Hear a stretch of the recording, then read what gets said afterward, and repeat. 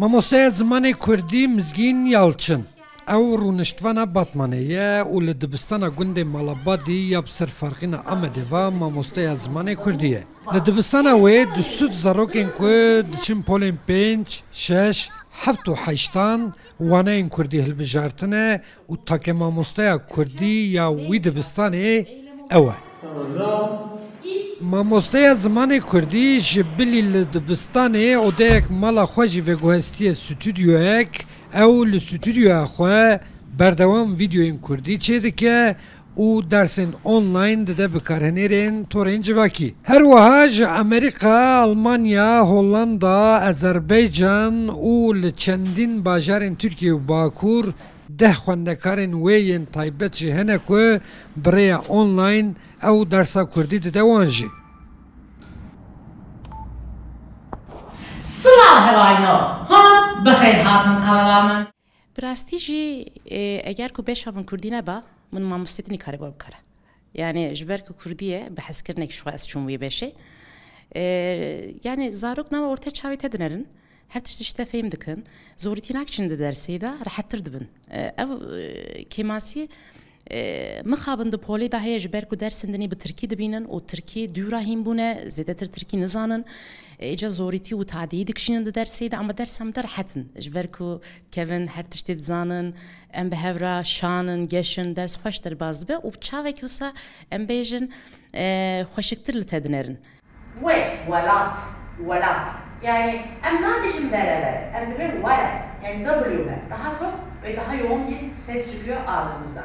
Giringiya dersên bijarte ewin, îro pola pênc, şeş, heft û heşta wek zarok hatiye xuya kirin. Yani em rê wan jî hê biçûk e.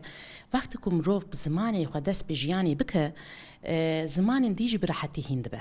Îro zarok bi perwerdehî bi zimanê xwe hîn bibe, nivîsandin û xwendin û heft û du yani heft û şeş ez nizam di wan hezaran da bêje tê de heye zimanekî ew qas dewlemend hîn bûye û zimanên dî çawa hîn nebe. Mecî berfirehtir dibe. Perwerdehiya zimanê Kurdî ya mamoste mizgîn ji zarokatiyê de dest pê kiriye ku dê û bavê wê her tim bi wê û xwişk û birayên wê re berdewam Kurdiya xivîne, rêwîtiya wê ya mamostetiya Kurdî de ya ku ronahî jî li ber wê xistiye, ev hêsên ku di zarokatiyê de di nav malbatê de hatine hûnandinin ku ew jî bûye yek ji xemxurê zimanê Kurdî. معلمê ewl dê û babin. Mesela hêvar bi zarokê min datine malê sibî çûne mekteb hêvarê hatine. Min da em kurmacî xeber dim digo bila zimanê xwe ji bîr nekin. Mealimê en mezin, en zimanê wan, en kültûrê wan dayîk e. Ez dixwazim her dayîk bila pê zarokê xwe bisekinî. Zarê xwe xweş ku ser wî zimanê xwe ser wî zimanê bêne emlandin, ser wî zimanê jî xwe pêşva bixin.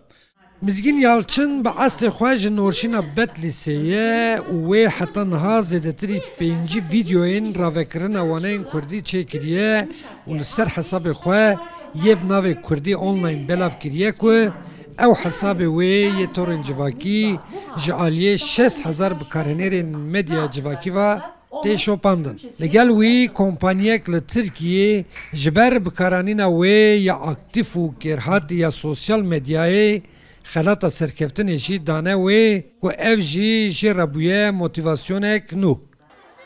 Abdulselam Akinci Rûdaw, Batman.